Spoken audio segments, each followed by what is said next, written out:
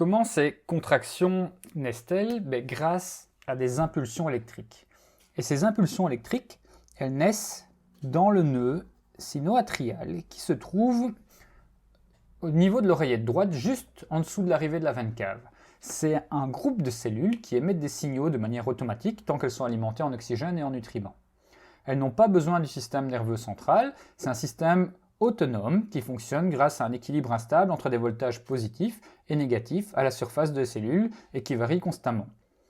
Ce nœud émet de manière régulière, environ 80 fois par minute, des impulsions électriques.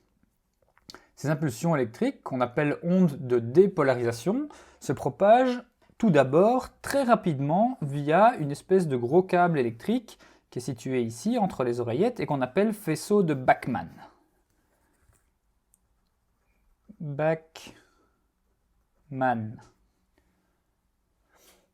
L'onde de dépolarisation se propage également moins rapidement par contact entre les cellules, d'une cellule à l'autre. Elles se dépolarisent les unes les autres par contact. Cette dépolarisation provoque sur son passage la contraction des myocytes, c'est-à-dire des cellules musculaires du myocarde. Les tissus fibreux qui séparent les oreillettes et les ventricules ne contractent pas et ne transmettent pas les courants électriques et bloquent donc la propagation de l'onde de dépolarisation. La propagation des ondes par les cellules sensibles à l'électricité et des faisceaux internodaux de plus petits câbles vont atteindre le nœud auriculo-ventriculaire qui, grosso modo, se situe ici. Et donc les faisceaux internodaux vont venir relier les deux nœuds. Voilà. Et ceci, c'est le nœud auriculo-ventriculaire. C'est lui qui fait la jonction entre les oreillettes et les ventricules. Alors, une fois que les oreillettes sont dépolarisées, toutes les deux, ici on a également l'onde de dépolarisation qui quitte le bout du faisceau de Bachmann, qui part dans tous les sens. Une fois que les oreillettes sont dépolarisées, les ions positifs viennent s'agglutiner autour du nœud auriculo-ventriculaire. Hop, ça ce sont mes ions positifs qui viennent s'agglutiner.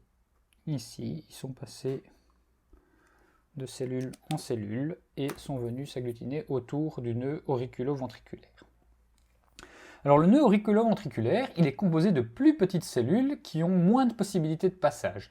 Ça va engendrer un léger délai de 0,1 seconde environ, ce qui va permettre aux oreillettes de se contracter et de se vider dans les ventricules avant que ceux-ci ne commencent à se contracter à leur tour. En effet, si les oreillettes et les ventricules se contractaient en même temps, les pressions s'opposeraient dans les deux sens et ne permettraient pas un passage correct du sang des oreillettes vers les ventricules à travers les valves. Ce très bref délai de 0,1 seconde permet donc la synchronisation entre les oreillettes et les ventricules. Alors ensuite, une fois que l'onde de dépolarisation a saturé le nœud auriculo-ventriculaire, le nœud auriculo-ventriculaire la transmet via ce qu'on appelle le faisceau de His. Le faisceau de His, il se sépare en deux branches, une branche droite et une branche gauche, qui vont ici jusqu'en bas. Alors, la branche de droite, elle se comporte comme le faisceau de Bachmann, comme un câble électrique normal, isolé, alors que la branche de gauche, elle, en fait, se comporte comme un câble électrique, mais dénudé, qui serait à nu. Et donc, il va transmettre l'impulsion de dépolarisation du côté gauche vers le côté droit, donc dans ce sens-là, et du haut vers le bas. Donc, peu à peu, au fur et à mesure que le courant passe, il dépolarise le septum interventriculaire du haut vers le bas et de la gauche vers la droite. Une fois arrivé à la pointe du cœur, le faisceau de His se sépare en deux parties, une à gauche ici et une à droite ici. Donc il remonte ici un petit peu, là aussi, et remontent dans les parois des ventricules et vont transmettre en fait l'onde de dépolarisation via les fibres de Purkinje qui sont ici, qui vont aider à transmettre l'onde de dépolarisation très rapidement dans le bas des ventricules, donc du bas du cœur vers le haut, et ça ce sont les fibres de Purkinje. Et donc là, l'onde de dépolarisation va, en partant du bas vers le haut, dépolariser les parois des ventricules, les cellules du myocarde, de l'intérieur vers l'extérieur. Ici, pareil, simultanément, à gauche et à droite, de l'intérieur vers l'extérieur. Et ici, une fois arrivé au bout du faisceau de His, l'impulsion de dépolarisation va remonter tranquillement vers les bases des ventricules. Alors, comment le CG capte-t-il ces impulsions électriques?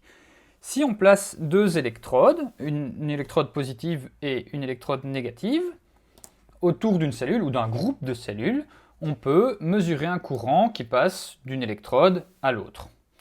Alors, si on a un courant électrique qui passe de l'électrode positive vers l'électrode négative, dans ce sens-là,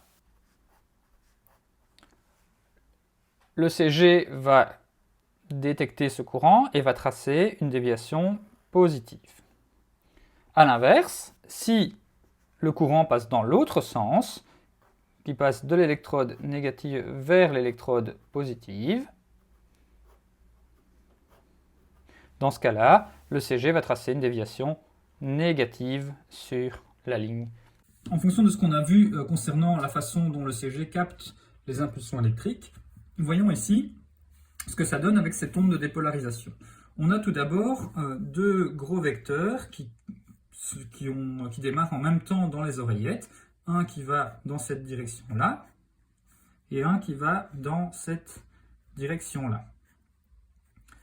Alors, partons du principe qu'on a mis une électrode positive ici au-dessus et une électrode négative ici en dessous. Si on a deux vecteurs qui vont dans cette direction-là, grosso modo, la résultante des deux, c'est un vecteur qui va de l'électrode positive vers l'électrode négative, et donc on va avoir une petite dérivation du haut vers le haut. C'est ce qu'on appelle l'onde P. Ensuite vient ce petit délai de 0,1 seconde dans le nœud sino-atrial. On observe ici la dépolarisation du septum interventriculaire via toutes ces impulsions qui vont dépolariser donc le septum de la gauche vers la droite. Donc on a une impulsion qui va comme ça, ce qui est ce léger creux ici, ce qu'on appelle l'onde Q. Vient ensuite la dépolarisation des parois des ventricules, qui sont très très fortes et qui sont en fait du haut vers le bas et de l'intérieur vers l'extérieur, donc dans cette direction-là. Le ventricule gauche étant beaucoup plus musclé que le ventricule droit, on a une impulsion qui est beaucoup plus forte ici que ici. Le ventricule droit est moins musclé que le ventricule gauche. L'impulsion est donc ici moins forte, mais la résultante, ça reste donc un vecteur assez fort qui normalement partirait vers le côté ventricule gauche, mais qui est légèrement tiré vers la droite par celui-là. On a donc un gros vecteur qui redescend quasiment dans la direction verticale, et c'est la grosse onde R qu'on voit sur le CG. Ensuite, on a l'onde de dépolarisation qui remonte ici tranquillement dans cette direction-là, tout doucement ici. Elle remonte par là, hop, comme ça, mais assez faible. Ça, c'est notre onde S, qui est la petite dérivation. Et puis ici, ça se capte. On a un petit creux qui est dû en fait donc dans l'activation électrique des cellules.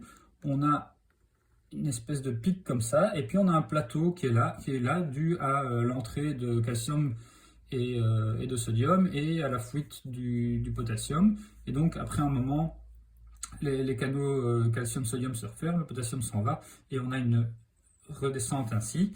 Et donc, on va avoir la repolarisation dans l'autre sens, et cette partie-ci du graphique donc, de l'activation électrique. Et donc on a une onde qui va remonter du bas vers le haut, parce qu'on a dépolarisé du bas vers le haut, on va repolariser du bas vers le haut. Par contre, ça va être beaucoup plus lent. Et donc ça va être un vecteur qui va repartir de là par là, dans tous les sens, mais qui part du bas. Et donc c'est quelque chose, un vecteur qui va remonter comme ça. Par contre, là on avait une onde qui était positive, ici on va avoir une onde qui va être négative. Et donc on va avoir une onde qui va aller du moins vers le plus, mais qui sera inverse de l'autre. Et donc ce qui va faire qu'on va avoir encore une petite dérivation positive, c'est ce qu'on appelle l'onde T.